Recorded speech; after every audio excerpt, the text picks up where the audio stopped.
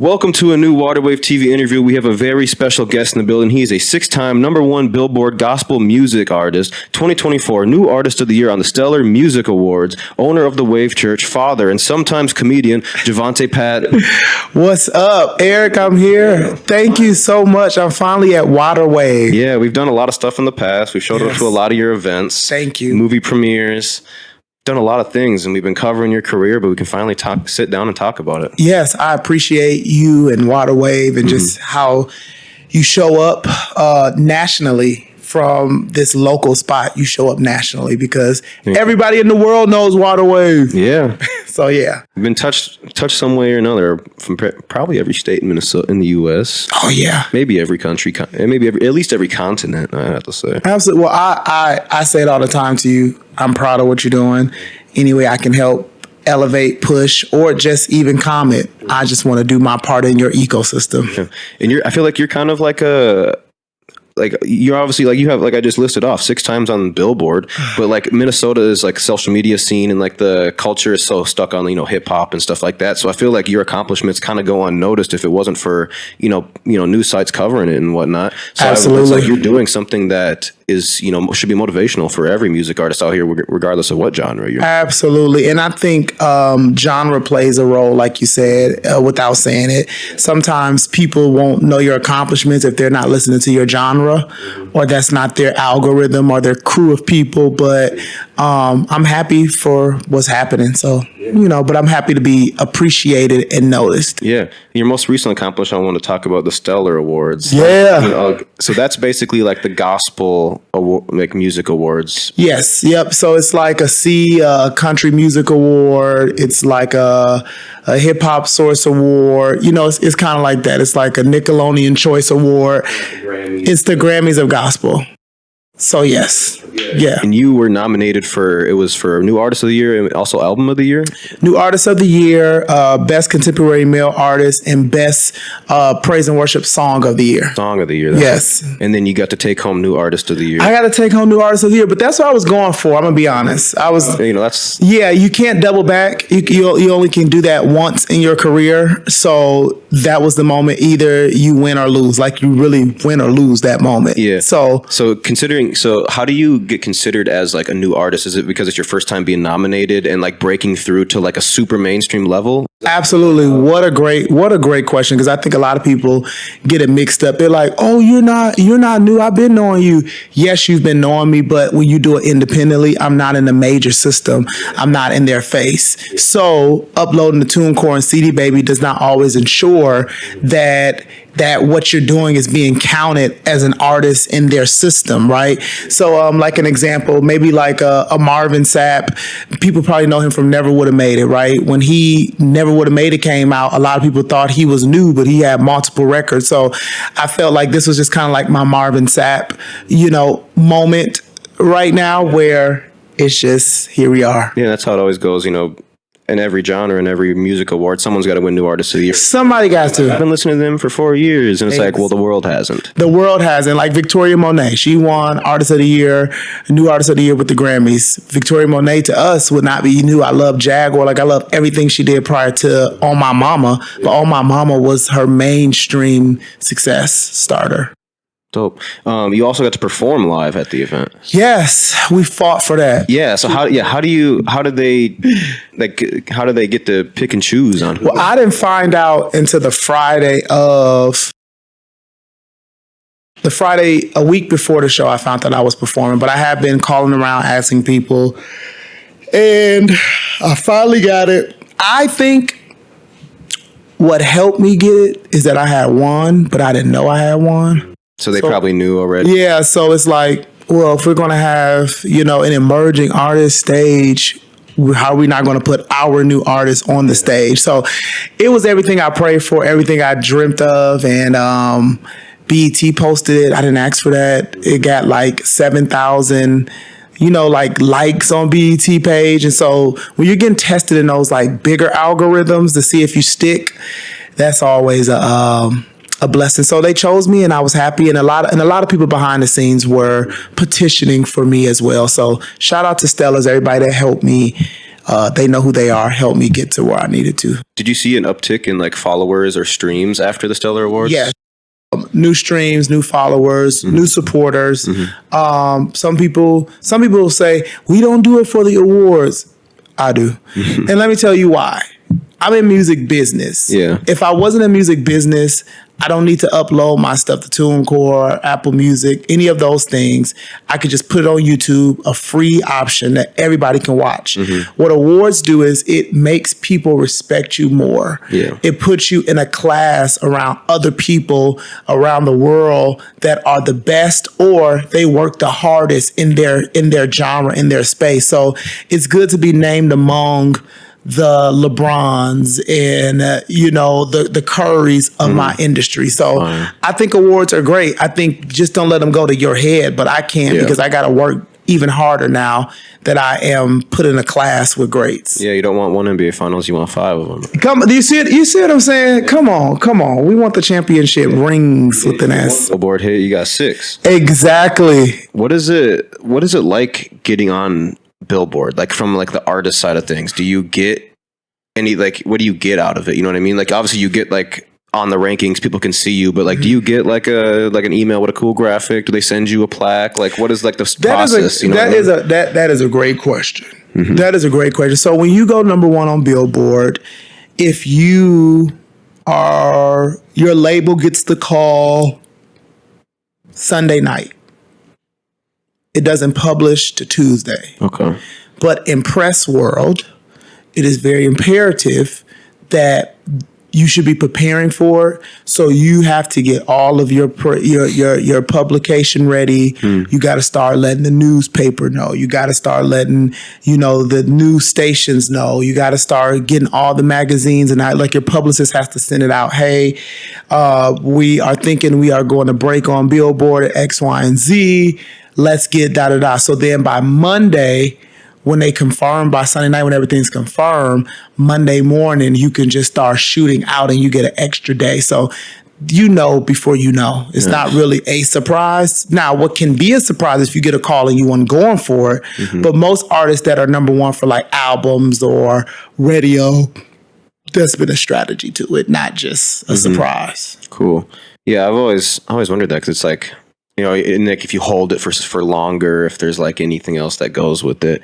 But was that like something you were like wanted one day, is to get like on that top charting for gospel music? And is it like I guess you've done it 6 times. I want to ask, like, how difficult is it to do it? Which obviously it's not easy, because you obviously have to. You worked all these years to get that first one, which will help the 5th, 6th, the second, all the way through the 6th one. Yeah. But what does like the gospel music Billboard chart usually look like? Is it always changing? Is there like a few that are always up there? Well, here's the thing.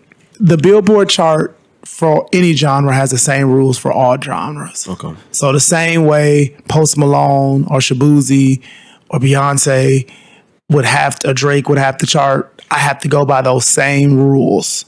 So the trick with Billboard is they switch it up maybe every 6 to 2 years. So what made me the criteria and the eligibility that would make me go number 1 in 2016 is not the same today in 2024.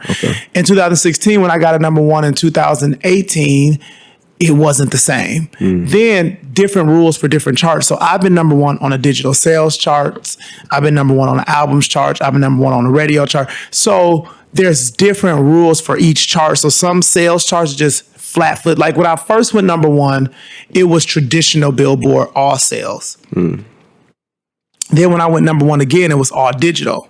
So by the time I went number 1 the 3rd time, they had this thing called the consumption chart, because when I started going number 1, it was the breaking point of them counting conversation on Twitter, them counting streams, and now streams counting towards a digital download. I mean, all these different legalities that count. So like a certain number of streams count as a download. So not only did I have to like get my sales up, then it switched to I got to get my streams and my sales up. So I'm asking you to download here and stream here.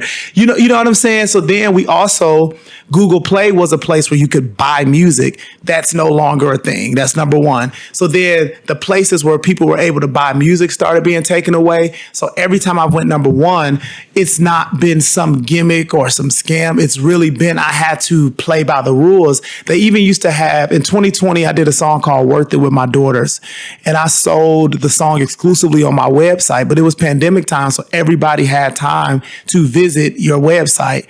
I sold on my website maybe 300 copies of that song in advance before it went on iTunes. Then we just sent out an e-blast asking people to double, like, hey, if you already bought it, buy it on iTunes, buy it here.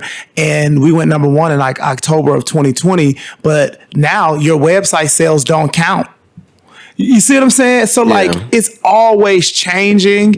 And so the trick that I tell artists is you just need an audience. No matter what the rules are, if you have an audience, they'll be able to meet the criteria. And that's how Billboard, I feel like they keep it fair. Yeah, because I forget the exact artist, but wasn't that was like the Nicki Minaj, Travis Scott, 6ix9ine era of like selling merch with the bundles, right? Yeah, bundle you sales. You get the album for free if you buy the t-shirt. So they would sell 50,000 t-shirts and technically 50,000 albums. And I think that was maybe like around that time when they stopped allowing that. They stopped allowing. I think DJ Khaled had an issue with the bundle situation. Now, believe it or not, they do make an exception for certain artists. Like I think Beyonce, like, I always get a t-shirt when I buy her stuff, but her numbers are so organic that it's kind of hard for them to say Beyonce can't do it. But people that are new and up and coming, it's like them trying to like play the system a little bit. They're better at selling t-shirts than music. So and that makes you a clothing influencer, not a music artists. And I do think the bundle deal is a fine line, but I think merch has always come of what we do. But counting merch and sales can sometimes not be fair. Yeah, interesting. Well, I'm sure gospel music has been around in your life for a long time.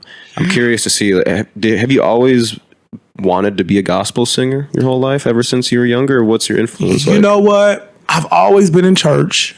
My family, I would say I'm like, how I do church, I'm second generation of how I do church. My mom said her grandma did church, but how we do church, I would say I'm second generation. My mom is first, I would be second, now my kids are third, right? But the rest of my family were not, they were saved, they love God, they had a relationship with God, but they didn't attend church like we did, and they wasn't a part of church like we did. So I have always had a love for God, just honest. However, I've always had a love for music. So growing up, my brothers would be listening to Rough Riders and Bad Boy and Master P, No Limit, like Cash Money. Like I was very familiar with all of the rapper imprints. But then another room, my sisters would be listening to R&B, Jagged Edge and Case and you know, Brandy and stuff like that. But then my mom would be in the room listening to Shirley Caesar and Kirk Franklin and Mississippi Mass. So I got a melting pot with my family. So when I was a teenager or a young guy, I wanted to be like Usher. I still like Usher. I still want to be like Usher because he's great at what he does. I just think how I got into the gospel genre was my personal love for God more than anything, but see me on an R&B track. Yeah, I know you have a lot of versatility with your voice, and you're not limited to just gospel. Yeah. When do you remember the first time you ever stepped in a studio?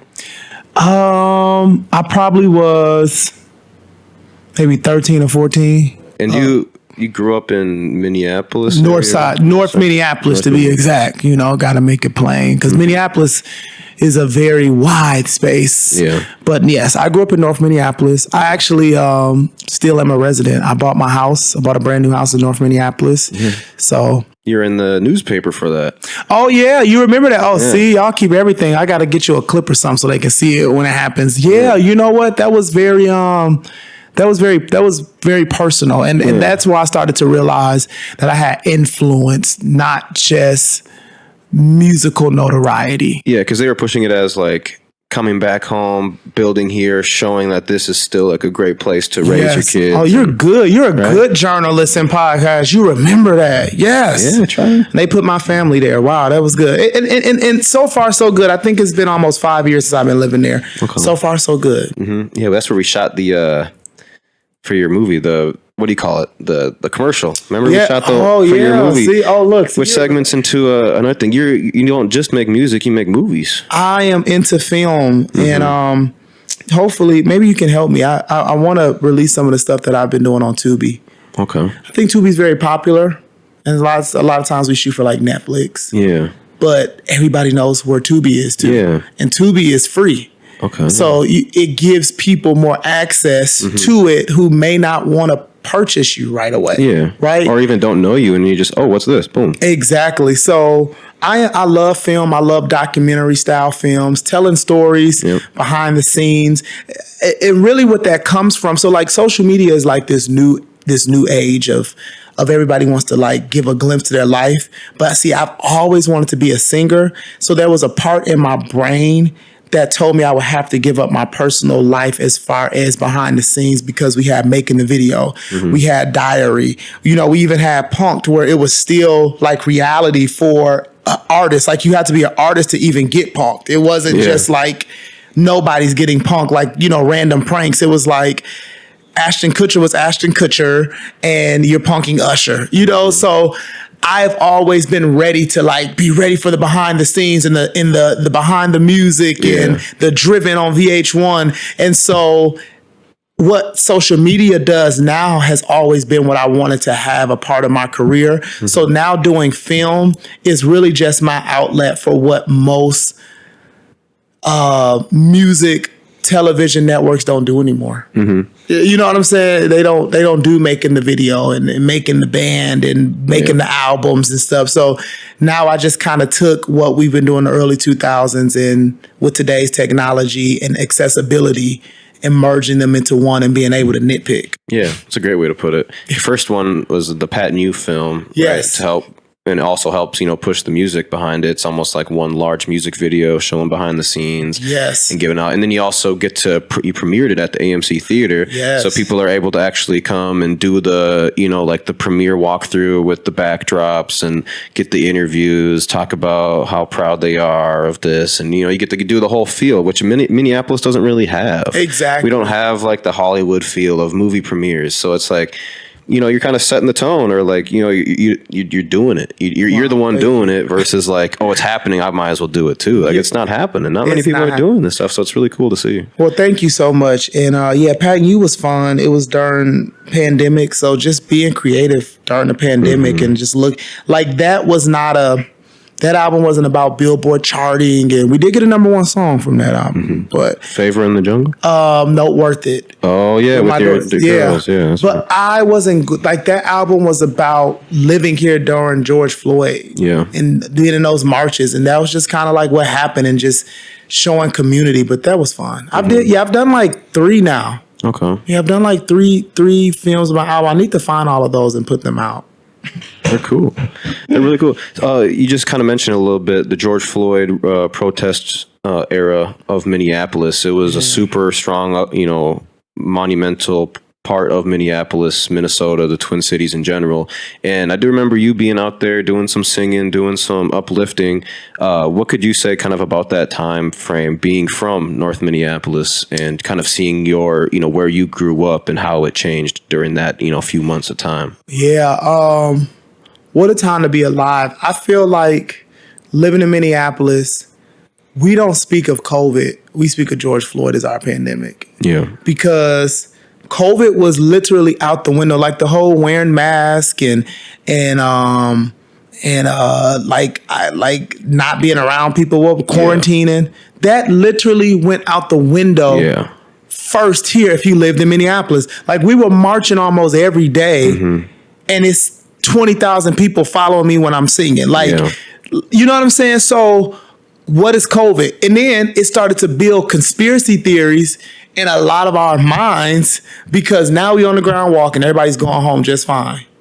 Nobody's sick. Yeah. Nobody got, you know what I'm saying? It's like 20,000 people out here. Nobody got sick. Yeah. So maybe the science is, so it put you in such a mind frame at that time living here of what the heck is happening. Yeah. You know, but then it's like you look on news and the death tolls are rising, but 20,000 people are outside and then none of those people today are dead from COVID that was outside walking. You know, so it was just a hard spot to be in living here. And to be honest with you, you know, I hope my children don't have to go through that and my grandchildren don't have to go through that. Like, I hope we can figure out a way to like really do something that doesn't have to happen. Because it was just sad, like singing the same old Negro spirituals that they sang back in the day. That's sad that I was still singing that in 2020. Yeah. Like, what? I was in my 20s. Was I still in my 20s? Yeah, I was still in my 20s. Oh, during it. Yeah. Yeah, I just remember like, I'm even getting kind of chills even just like thinking about it. But like when we were like outside of US Bank Stadium, and I think it was like you and like Macker and a few others getting on there singing and just kind of preaching. And there's, you know, you're talking to 5,000 to 10,000 people at that, you know, specific location. And then we get up and move. And as you're moving, more and more people are coming. And all of a sudden the whole downtown, you got miles of people swarming just walking. And yeah, you walk by, you see people with the flags out in their apartments. You know, everybody, you know, showing they support or whatever they're gonna do from up top and whatnot. But such a interesting time to be. But it also brought a lot of, you know, love and attention to the city of Minneapolis. Like was it Al Sharpton came to town and spoke, and a few other big names, and you know, it kind of, you know. It kind of, you know, helped Minneapolis in the sense of more artists were kind of emerging with that soft love about Minneapolis music.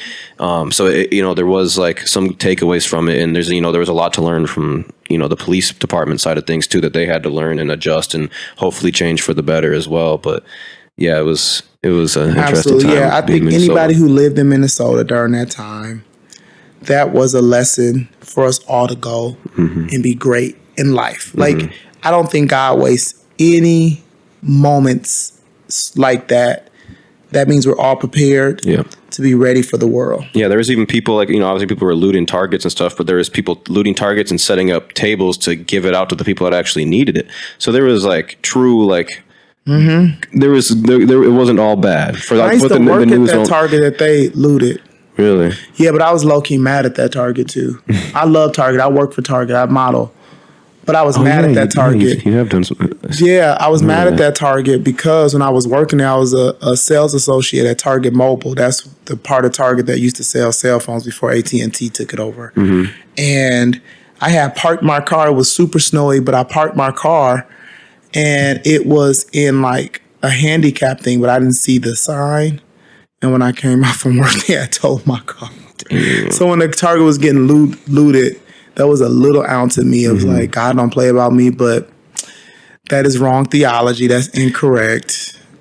But that Target did tow my car. Wow. Target's new. Now that whole area is beautiful. Besides, the precinct is still boarded up and burnt. Yeah, but why? Everything else is like beautiful around there. Like they rebuilt all the local businesses. Target. They rebuilt, you know, they added more stuff. They switched the Arby's out for a Cane's. Like they're doing good. Exactly. They're doing good down there. And Cane's being in Minneapolis that close, I think that's the only one we got that close. Besides campus, but if you're during school year, you do not want to drive into campus. Exactly. There's too much going on. But I love Cane's. Shout out to Cane's. I went to Cane's.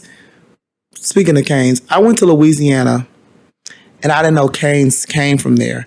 So the stadium I was singing at that night, they had like this huge Cane's banner, and I was like, "What do y'all know about Cane's?" They like, "It started here."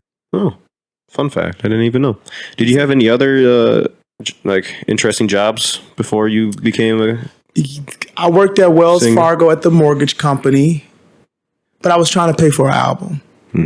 But that album has like 12 million streams now. Oh, there you go. So it was worth it. It was worth it, yeah. I worked at US Bank downtown. I was in collections. I was doing this stuff through a temp agency. It was Kelly Kelly Services was the temp agency then, and I was doing it through that. But most of the time, I was doing it to pay for records. And what else? I've done Beacons.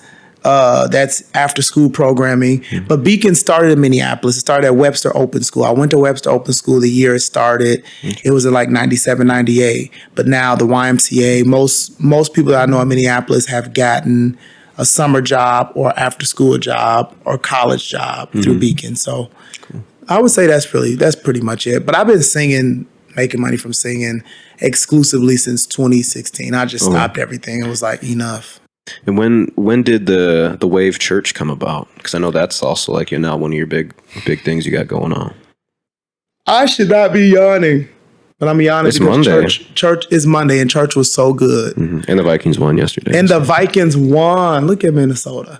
So the Wave, I started in 2016, and I had my first number one in July of 2016. Had a baby in September of 2016. Wow. And my daughter was born 9/16/16.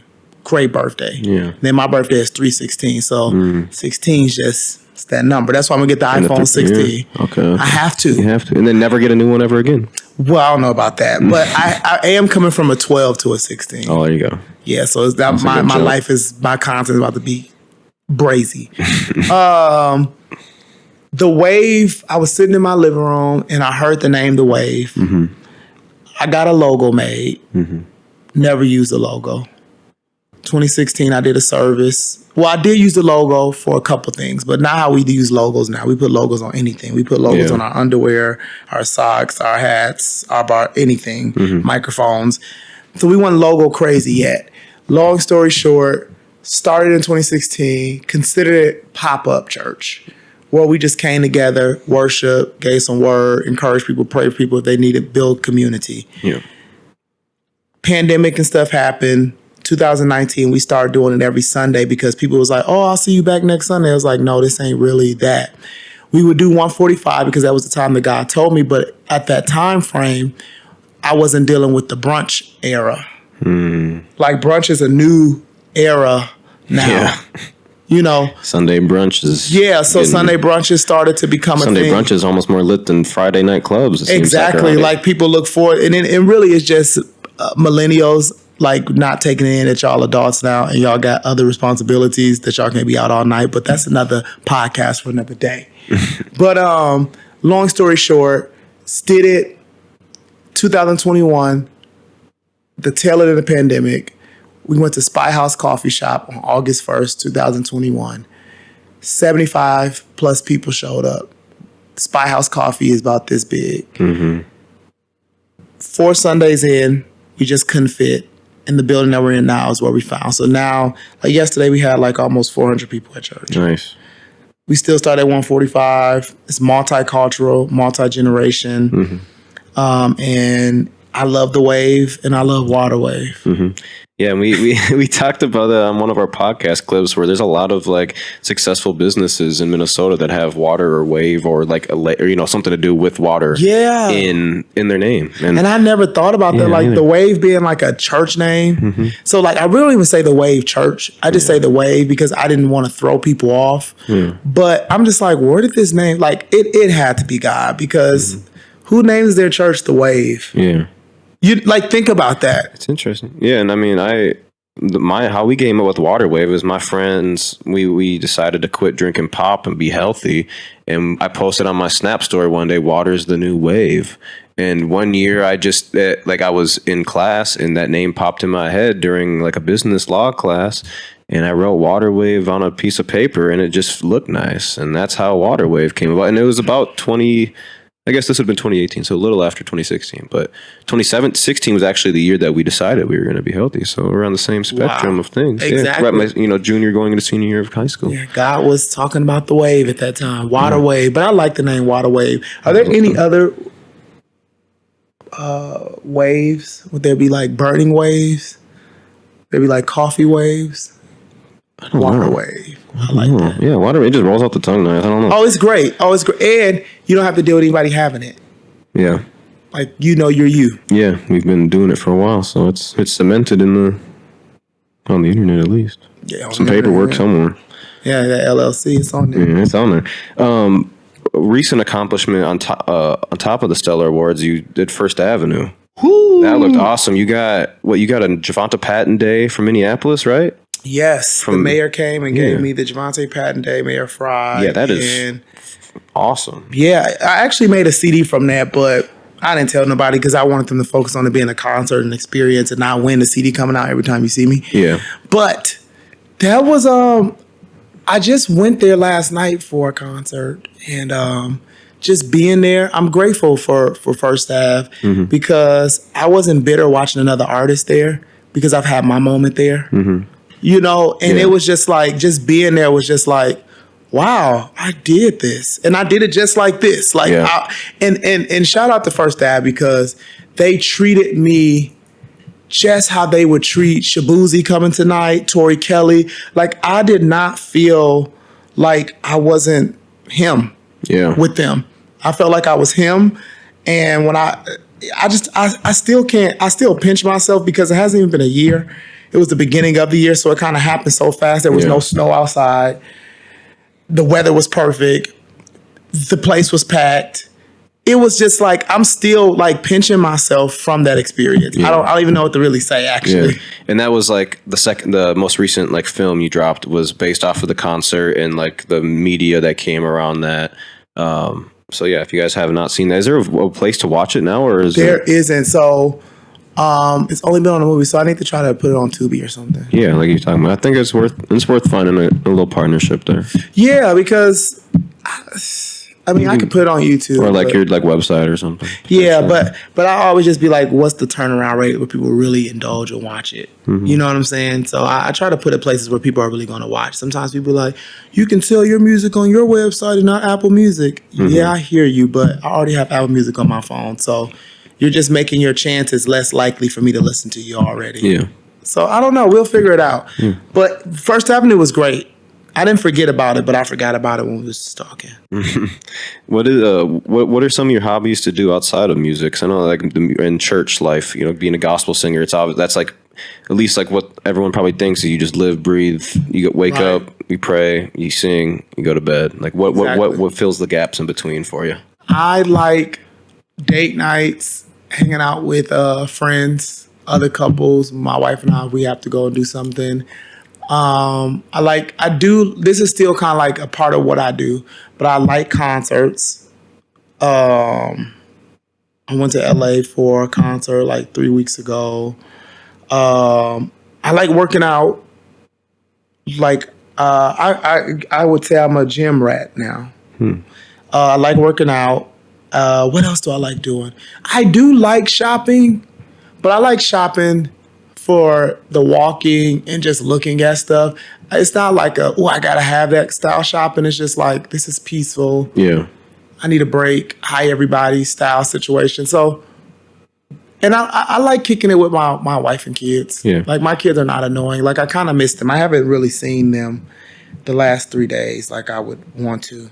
So tonight I'm gonna, well, maybe not tonight, because if I go to Shabuzi, then I may not. But tomorrow, movies half off on me. For what? Kids. Oh. Take your kids to the movie. My cousin Deja, she was like, stop taking them to the movies every time a new movie come out on Friday. They can wait to Tuesday. It's cheaper. So you have 3 kids. I'm like, dang, cousin. Phew. You're right. Good to know, I guess. Yeah. $15 versus 30, 40. Yeah. Especially when you got multiple kids. Yeah, and then like, you know what you can do with another $15 with popcorn? Yeah. More snacks, more drinks. Oh, you said shopping. That just reminded me. You were in the mall when there was a shooting. What a year. Yeah, this has been, yeah. What a year, because that was 23. You were like, and you were taking a video when it happened, weren't you? Like, you were like, I was doing a skit. Hey, and then all of a sudden you just hear guns. Like, pop. Yeah, what? But so what? I guess what was that? Like? Are you gonna bring up like the clips when I'm talking, or like show like not the clips, but like show like stuff on the screen? Because I forgot that happened. Yeah. You know, Good Morning America called me. Yeah, like everybody called me. It was crazy. I was doing interviews like all night long, and then that's what I keep saying. Like, I've learned that I'm an influencer by like all these random things. Like, it's just not me singing. Like the singing works. Like how much like pull you actually have outside of people that just singing. Minnesota. Like the concert did great at First Avenue, but this video went viral, and then me buying a house, like all the normal stuff that people do, just it's like it has some kind of like ding to it. That was crazy. I was on this social media skit thing, right? I had made like $85,000 on Facebook doing Reels. That's when they were just introducing Reels. So I was a part of the beta program where they was testing it out and paying content creators. So I'm talking about 26 million plus views on like one video in like 2 weeks. Yeah. Like the views were real. It was coming in. I didn't know half of these people, what they was commenting, what they were saying. Long story short, I was still in skit mode. Like, let me just do a quick skit. I'm at the Gucci store. And I was at the Gucci store buying my wife something for Christmas. My daughter's born on Christmas. So most of the time I wait till the last minute to do Christmas shopping. Get me, okay, whatever. Long story short, I pull the phone out, start hearing pa pa pa pa pa. And I'm from the north side, so I know the difference between gunshots and fireworks. There are no fireworks in Nordstrom at the Mall of America. Then, outside there not being any fireworks in Nordstrom at the Mall of America, why is there shooting happening? Why is there sound going off? So I told everybody to run to the back. I felt safe back there only because the door was locked with the Gucci store. So it was like where they have all the stuff. The only thing I regret is that I didn't get like anything out that back store. Like, I was just crying so much. I just took it all with me. But no, I felt safe because at the time we didn't know if it was a targeted attack, a terroristic attack. Like, like we didn't know what the vibe was. Yeah. So it was better to be in the back of the Gucci store where the door is locked and everybody can be quiet and they just can't get in. Yeah. And by that time we could call the police or text them. Like there's so many, like I felt safe. Yeah. I just didn't know when I posted the video. I was like, just posted like, y'all, why is they shooting up in here? I'm leaving out and I'm seeing like thousands and thousands of shares and views and everybody hit my phone like, you okay? And then I'm getting news networks like, are you okay with us putting your video on such and such? And I'm just like, what is happening here? Like, wait. So I'm glad I made awareness to it, but that was definitely a scary moment. And I don't like to say it was a scary moment because being from the hood, hearing gunshots, you're not supposed to be scared. That's normal. But like, I'm too old to be hearing that. I got kids. I got a career. I want to live. I'm going to live. I shouldn't be in no mall while shooting. So it went viral. Here we are talking about it. Yeah. I was actually at the Wave service the day you said, we just got our first paycheck from Facebook. It was like $5,000. I was there that day. Yes. So I remember. Yeah. So that's why I added and sometimes comedian to the intro because you do the skit stuff, especially. And I got paid so much. And you got the Watch the Pattons as like kind of like another thing you've been kind of pushing. Doing content. Your girls are great on camera. They're stars in the making. Thank you. You're good. Yeah. Watch the Pattern on TikTok. I had the viral rip me out the plastic. I was just doing prom and literally it became a challenge on TikTok and like 14 million views on TikTok. And then my daughter was at the movie theater, $5, and watching Little Mermaid and she's trying to be a mermaid. Then that goes viral, like all this on the Shade Room. Like just normal life for me has found viral success. And so I'm glad that you know. But yeah, Watch the Pattern is the family thing. Yeah. I need to start doing more with my family. I feel like I do stuff, but I can do better. Yeah, that's the constant grind every day is being busy, but always feeling like you can do better. I went to Miami. But that's what you want. Exactly. I went to Miami and filmed my whole entire family going to the zoo, all the behind the scenes, everything. Still ain't edited. Yeah, it's all right. Whenever it comes out, it'll feel like it happened yesterday. Yeah, but then my kids, the only thing with kids, they grow up quick. You post them today, they're a teenager tomorrow. Yeah. Damn. I didn't even think about that. Yeah, they age quick. Yeah. But there's still time. You know what I need? Anybody's watching? I need an editor. Like I need someone to just edit my stuff. Just drop all your footage into a folder. Just edit, and then I can upload and schedule. Like I can take time and schedule uploads. Like you edit me 50 things or 20 things, and I just schedule them all. Yeah, definitely. Because I got a lot of content, but now I'm just getting on. I'm like, I don't feel like posting that. Yeah, it's a lot. That's the other half too, is remembering to post on Facebook, or TikTok does both, but TikTok, Facebook. Instagram does Instagram, Facebook, TikTok, Threads, Twitter. Yes. Anywhere else YouTube, where there's YouTube. Don't forget YouTube Shorts. Yep, YouTube Shorts. Like, and everything is vital for your growth. So he's like, oh, did I forget that? Like, I put a video out on YouTube of a new song like a month ago. It's at like 170,000 views. Huh? You just don't know what's going to take. You don't get to choose. Don't know what's going to be the one. Yeah, you don't get to choose. Yeah, you don't get to. So. Yeah, I talk about people belly flopping into dirty rainwater at the state fair. That gets almost a million views. I seen that. It's like you never know what video it's going to be. You don't. And that's why I tell people, like, now, do not feel like. Well, two things. Don't put so much time into it. Yep.